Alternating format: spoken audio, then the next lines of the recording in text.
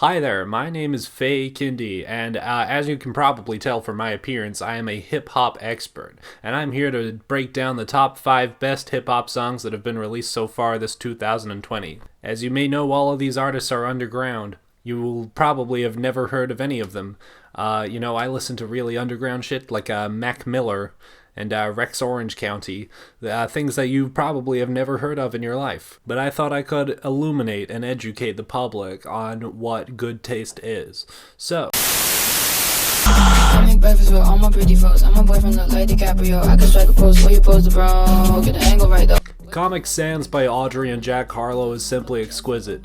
It feels really polished. Audrey works well with the beat to create a tense and controlled atmosphere, almost as if it's timed to the millisecond. It creates a cool juxtaposition with Jack Harlow. I'm not a Jack Harlow fan. He doesn't really have a personality, he just talks about his penis. His performance on his songs often come across like he's scrolling Instagram while rapping, as if he's not really paying attention, but his disconnect here actually benefits the song a little bit. I don't care too much, I don't cry a lot. Interviewer wanna hear from higher now.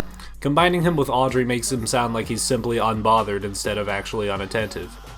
Also, if I gave out awards for being unintentionally topical, then this would take the cake. I think I need a quarantine cause I'm a walking Halloween. I've changed cities 3 times in the last month. I've gone from New York to LA to Hawaii to Japan. So the line, I'm back in the city, but back in the city plays in my head all the time. Back in the city, back in the city, back in the city, back in the city. I think this song is good and you should check it out.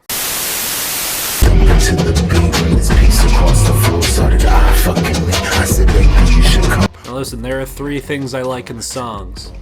If something's horny, if something's edgy, if something's gay. This is all 3. I'm glad I get a bit of indie cred here because not many people have heard this song. Zebra Cats is a very underrated rapper spearheading the queer underground British rap scene, and he's really good.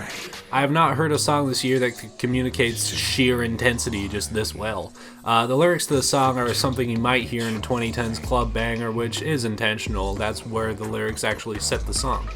The song turns a random club hookup between 2 men into something biblical, something heavy, something gritty. It's like he's looking the devil in the eye and spitting. Zebra Cats is very good at music and you should listen to it. Now, as an indie underground art kid, I understand high art when I see it. Man, I tell that broke bitch, if you wanna get in tune, better change your whole pitch like you. So quick, bitch, we working both. For those that are not aware of Tiny Meat Gang, they are 2 comedy YouTubers that started music careers as a joke, but with the amount of effort they've put into it over the last 2 years, I think they're just doing it unironically now. They've been putting out songs I enjoy for a while, and but this is probably the first one I'd recommend on a song level. I like this beat, and both Cody Co and Noel Miller have found a good cadence to rap in that actually works for this song. Not that they weren't good before, but I feel like this is probably a new heightened performance for them. They ride the beat really well, and I just like their lyrics. Y'all don't even know my race, and we know you Microsoft, but we call you Billy Gates. Can't wait. Even the chorus line, if you want to get in tune, better change your whole pitch. It makes me go like, I see what you did there. Yeah, rascals, you did the double entendre thing and it worked twice. Yeah, I get you. I just like it. I ain't tryna.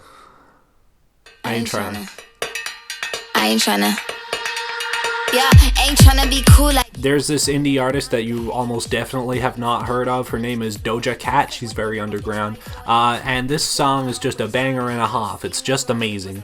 The heavy isolated percussion makes this just hit hard for every second, and Doja Cat is amazing on it. I've heard a few proper full rap songs from her, but I have never heard her this on point.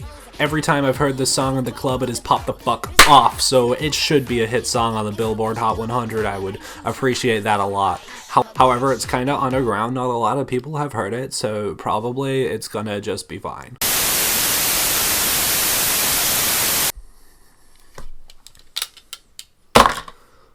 Okay, let's cut the bullshit. This whole video was to talk about this song. I turn the news on when I smell death.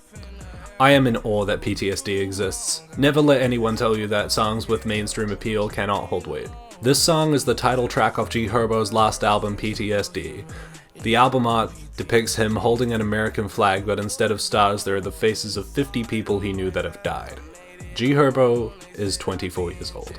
The song details the trauma of dealing with a past full of death and violence, and even though you're a celebrity who's made a lot of money and gotten away from it, you cannot stop being haunted by the memories of it. G Herbo tells a story of being in a close encounter with death himself, losing his friends, and even though it's over now and he's a millionaire, he can't enjoy it because of the trauma he's endured. How the fuck I'm supposed to have fun? All my niggas dead.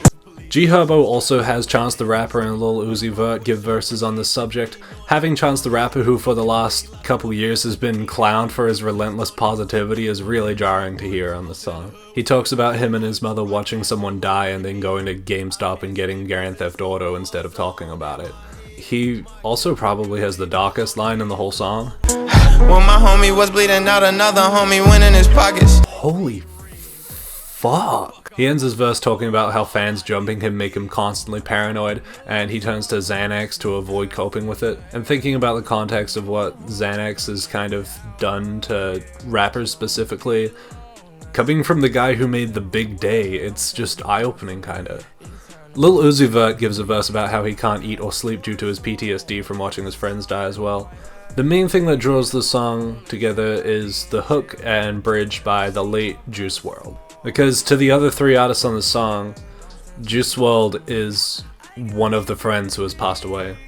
Juice WRLD's face is even one of the faces on the album cover. The phrase, "It's a war zone inside my head," is said by all four artists somewhere on the track. And Juice WRLD's chorus takes on a whole new context in his passing, especially the line, I made it on my own, they said I'd be in jail or dead. and when you know how Juice WRLD passed away at the age of 20, it's just harrowing. And the fact all four of these mainstream artists have stories like that kind of makes you think about hip-hop and what it took for it to be what it is today. Rap is definitely my favorite genre of music. I love keeping up with it. I love the personalities, the creativities, and the sounds that have emerged from it. That being said, there's no secret that one of the main draws for hip-hop fans is authenticity. One of the most common explanations for 6ix9ine was that he was actually out killing people when he rapped about killing people. But I don't even think 6ix9ine's music is particularly realistic. He makes it sound fun, he makes it sound energetic, he makes it sound marketable. But in real life, when you kill people, people die. 6ix9ine might be authentically out ending lives, but he has no comment on the effect that has on a human being to be involved in something like that. People dying doesn't go away, they stay dead forever. That's why I feel like songs like PTSD are uncommon in the mainstream. Part of it is that most rappers you hear of in the mainstream are rich, they are famous, they are celebrities, so it's not relevant to them right now, so if they're writing about recent experiences, it probably won't be doing that. But another part of it is that marketing mainstream hip-hop, it's about selling this fantasy of being tough and cool and dangerous, like, you know, selling that image to suburban white teenagers who need something to project onto. It definitely kind of woke me up from a thing that is very easy to forget, and it's that for rap to get where it is today, there is a lot of pain, a lot of death, based on structural injustice that there is not being enough done to rectify. I mean, I like where rap is today. I like that it's the biggest genre in the world and allows artists like G Herbo and Zebra Cats to get the recognition they deserve, while the whole world gets to enjoy a very potent form of self-expression. I would be lying if I said that the art I create is not inspired by rap artists I listen to. If you're a fan of the channel, you may have seen a video titled Maybe. It's a slam poem I did live at an art center in 2018. The other performers, around half of them were rappers, rapping about their mental health. And New Zealand does have its own rap scene if you check out people like Mellow Downs or Jess B. But I did ask a lot of them like who their main influences were, and by far the leading person that they said was Kendrick Lamar. Something about Kendrick Lamar and his discussions of, you know, things like gang violence and being honest with himself while also not being afraid to flex and being unapologetically who he is Kendrick Lamar is kind of like the rapper of our time, and that resonated deep enough to convince teenagers to be honest about how they're feeling and channel their pain into a healthy art form. I think that's incredible. Like, everybody on this top 5 has some degree of fame. This was kind of a joke because the real artists I want to shout out for this video are the kids and adults with 100 followers on SoundCloud with big dreams that just are doing it because they love it. I fucking love that you people exist. Every time I hear an artist got their start on SoundCloud, I'm kind of happy for them.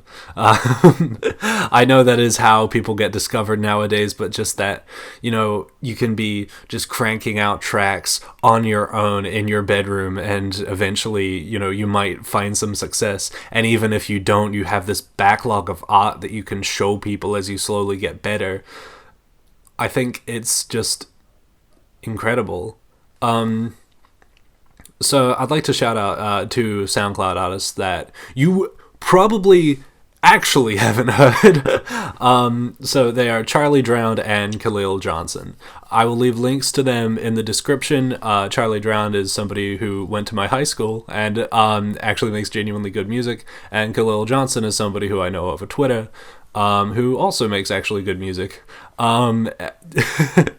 One thing I'd like to encourage with this video is that, like, the next random SoundCloud link you see under a viral tweet or, you know, in a YouTube comment or something, go listen to it. See if it's good. Because if you can be a fan of someone when they're at, like, 12 followers, be a real day one, that's really something special. They will appreciate it, and you might appreciate it too. Thank you for watching. If you'd like to unsubscribe, I understand.